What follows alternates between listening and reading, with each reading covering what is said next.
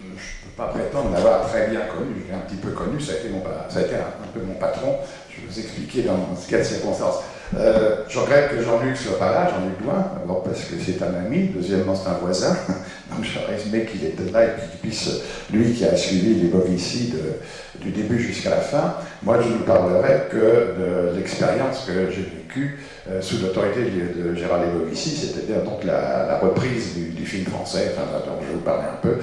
Et alors je me suis amusé à relire le bouquin de Jean-Luc, je regrette qu'il ne soit pas là, parce que c'est un bouquin qui fait 358 pages, et il y a 15 lignes sur le film français, ce qui est un peu désagréable, alors que ça représente une expérience de 4 ans.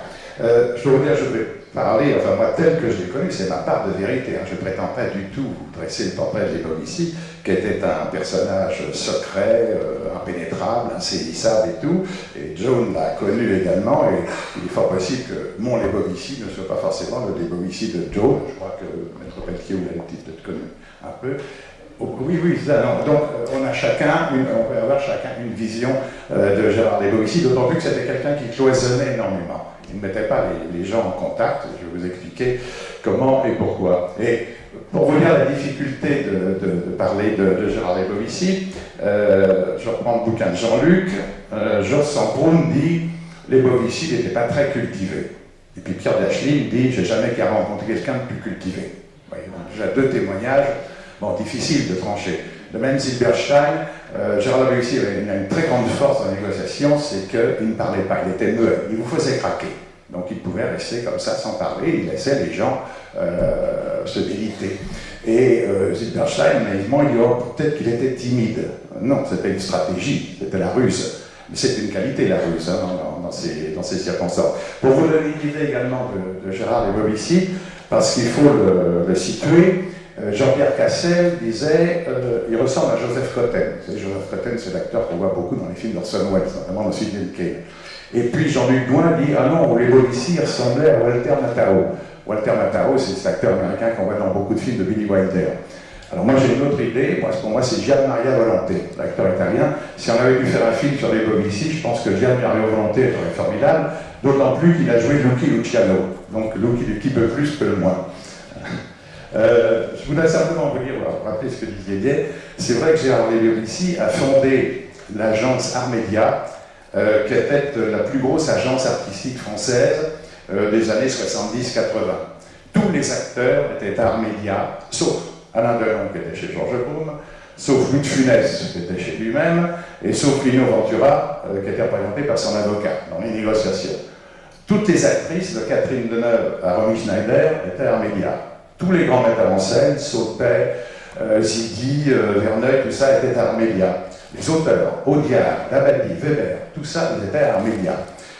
C'est vous dire la puissance qu'avait Armédia, d'autant plus que Armédia prenait 10%, ce qui est normal sur tous ces gens-là. Donc ça représente des sommes extraordinaires. Voilà, alors c'est pour vous donner la machin. Il y a une petite information, comme ça, qui a été oubliée. Gérard Lebovici, au début de sa vie, il a voulu être acteur.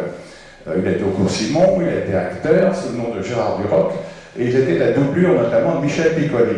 Et il a joué quelquefois, il a remplacé Michel Piccoli jouant Les Aveux les plus doux de Georges Arnaud. Je parlais de Georges Arnaud hier, donc Gérard Lebovici, sous le nom de Gérard Duroc, a joué un petit peu quelquefois. Voilà, donc c'est pour vous donner un peu l'idée de ce que représente Lebovici. Alors, il était donc le patron d'Armédia. Mais il avait des activités et des ambitions personnelles. Et il avait 3 danseuses. Des danseuses qui ne plaisaient pas du tout à Armédia, à ses associés d'Armédia. Ces 3 danseuses, eh ben, c'est d'abord, il a été le mécène de Guy Debord. Bon, Guy Debord, grand prêtre, grand pape du situationnisme et tout, etc. Et dont Lebovici s'était entiché, Debord était absolument le gourou de Lebovici, au point que Lebovici a produit, parce qu'il n'avait pas le droit, un agent n'a pas le droit de produire des films, il a produit les films de Guy Debord, notamment La Société du spectacle, il a produit tous les autres films de Guy Debord, qui étaient quand même une critique radicale du système capitaliste et tout. Et en 1983, Lebovici a acheté une salle de cinéma, le studio Cujas, qui existe toujours sous la Catonne maintenant à Paris, et il a acheté ce studio Cujas pour passer uniquement et exclusivement les films de Guy Debord, qui passaient en boucle. de midi jusqu'à minuit, vous pouviez voir les films de Guy Debord. Il arrivait quelquefois qu'il n'y ait personne dans la salle, il y avait 2 spectateurs, mais les projectionnistes étaient payés, et les beaux avaient une telle admiration pour Debord qu'il a acheté cette salle pour présenter exclusivement les films de Debord, en disant si j'avais une bibliothèque, il n'y aurait que les livres de Debord, point final. Bon, c'est vous dire l'admiration qu'il avait pour Debord, et en même temps, alors qui manipulait? Est-ce que les Bovici manipulaient Debord? Est-ce que Debord manipulait les Bovici? Ça, le mystère reste entier. Il avait une deuxième danseuse, il voulait être éditeur. Il a donc créé les éditions Champ Libre en 1968, et il avait, on confond toujours en France, quand on prend le terme d'éditeur, il faut penser à ce que disent les anglo-saxons.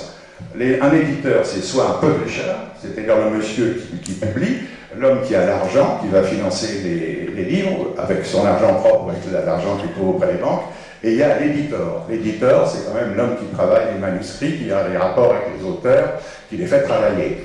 Donc, Gérard Lebovici était le publisher de Champ Libre, mais l'éditeur, c'était Gérard Guégan. Donc, en général, il y a conflit. Il y a forcément conflit à un moment ou l'autre entre l'éditeur et le publisher, surtout si, bien sûr, s'ils ne sont pas d'accord. Et Gérard Lebovici, quand il a créé Champ Libre, a dit je veux être le Gallimard de la Révolution. Mais c'était Gérard Guégan qui choisissait les livres, évidemment le catalogue de Champ Libre, qui est d'ailleurs dans le livre, est un catalogue tout à fait remarquable, de 68 à 74. Voilà. Et puis, en 1973, troisième danseuse, Lebovici rachète le Film français. Le Film français, c'est un hebdomadaire, c'est l'hebdomadaire des professionnels du cinéma. C'est un corporatif, c'était aussi un corporatiste quelque part, et Lebovici rachète ce journal qui s'adresse pratiquement exclusivement aux producteurs, aux distributeurs, aux exploitants, aux acteurs, enfin tous les professionnels du cinéma. C'est un journal extrêmement ciblé. Pourquoi Lebovici rachète ça? Parce que ça va être un levier d'appoint formidable dans ses négociations avec les producteurs. C'est-à-dire que ça va être le film français, à travers le film français, il espère poser sur les producteurs, avec lesquels il a des bras de fer quelquefois sur les contrats, etc.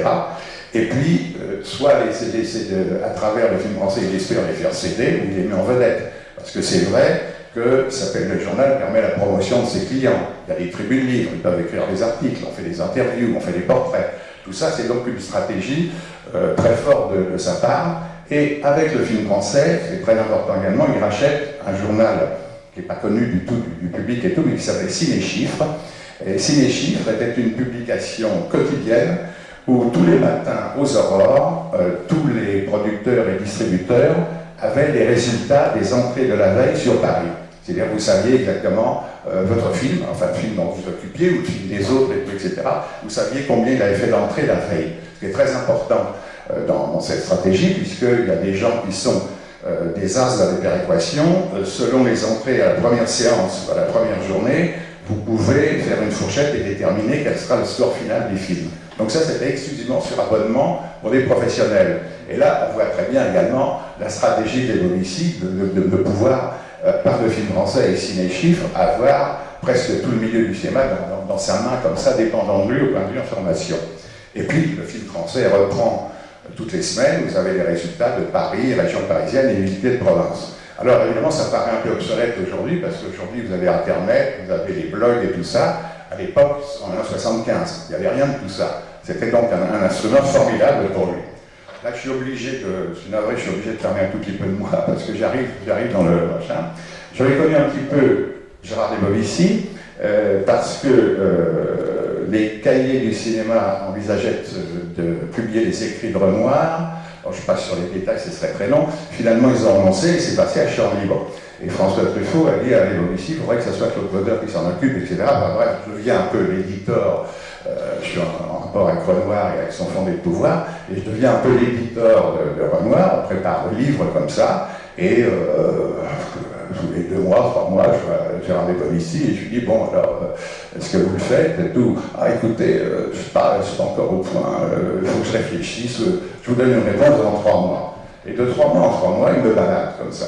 Donc, comme entre-temps, j'avais eu la chance de publier les écrits et les entretiens de Cocteau sur le et Pierre Belfond, Un jour, j'ai téléphoné à Renoir et à son frère des pouvoirs, je lui ai dit, écoutez, est-ce que vous m'autorisez à proposer à Belfond, parce que les Bovici ne fera jamais, il se fout de nous. Donc, ok, donc je vais voir Pierre Belfond, et Pierre Belfond me dit, si vous me les amenez demain, je vous fais confiance, je signe. En 24 heures, Pierre Belfond, qui est un éditeur, a pris une décision que les Bovici étaient incapables de prendre parce qu'il n'était pas éditeur, il hésitait, etc.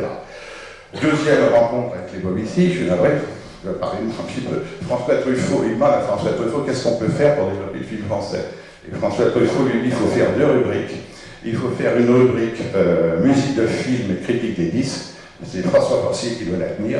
Et puis il faut faire une rubrique compte rendu des livres de cinéma. C'est Claude Bauder qui doit la tenir. Bon, les Bovici, on ne connaissait pratiquement pas, etc. Sous l'influence de François, il accepte. Donc, toutes les semaines, je vais porter à sa secrétaire les petits textes qu'on pouvait faire, François Porcier également, etc.